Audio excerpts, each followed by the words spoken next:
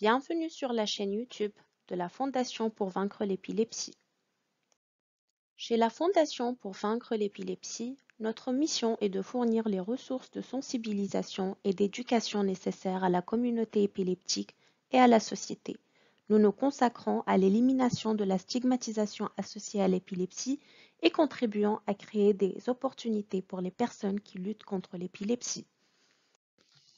Dans cette présentation, nous discuterons de ce que sont les crises tonico-cloniques bilatérales, de ce qui se passe lorsqu'une personne fait une crise tonico-clonique bilatérale, de ce qu'il faut faire si une personne fait une crise tonico-clonique bilatérale et des traitements disponibles pour les crises tonico-cloniques bilatérales. Les crises tonico-cloniques bilatérales commencent par des crises focales dans une zone du cerveau. Elles se propagent ensuite d'un côté de l'hémisphère aux deux hémisphères du cerveau. Il existe des différences entre les crises tonico-cloniques bilatérales et les crises tonico-cloniques généralisées.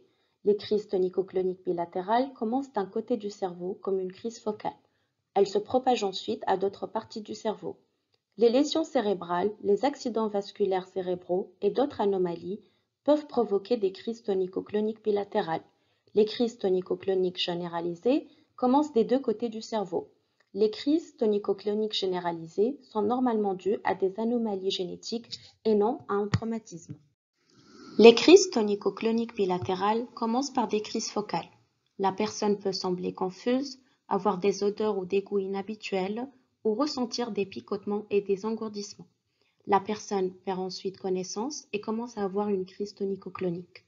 La phase tonique comprend une contraction des muscles entraînant une difficulté à respirer. L'activité clonique comprend des mouvements brusques. Les mouvements peuvent durer en moyenne 2 à 3 minutes. Si une crise dure plus de 5 minutes ou continue à se répéter, appelez les secours. Une fois la crise terminée, la personne reprend lentement conscience. Elle peut sembler étourdie, confuse et ou épuisée. Elle peut être en colère, triste ou gênée que d'autres personnes l'aient vue faire une crise. Faites preuve de compassion. Certaines personnes deviennent combatives lorsqu'elles sortent d'une crise. Alors laissez-leur de l'espace pendant qu'elles se rétablissent. Il se peut que la personne ne se souvienne pas d'avoir eu une crise et qu'elle ait des pertes de mémoire dues à la crise. Si une personne fait une crise tonico-clonique bilatérale, n'oubliez pas de rester calme. Commencez à chronométrer la crise, ne mettez rien dans sa bouche, tournez la personne sur le côté, assurez-vous qu'il n'y a pas d'objet dans la zone pour éviter toute blessure. Si la crise se poursuit pendant plus de 5 minutes ou si les convulsions continuent, appelez les secours. Des médicaments anticonvulsivants sont prescrits pour aider à maîtriser les crises. Certaines personnes doivent prendre des médicaments de secours pour empêcher les crises de se répéter. Le régime keto est une autre ressource pour les personnes épileptiques. Il s'agit d'un régime riche en graisse et pauvre en glucides, qui est connu pour aider à réduire l'activité des crises.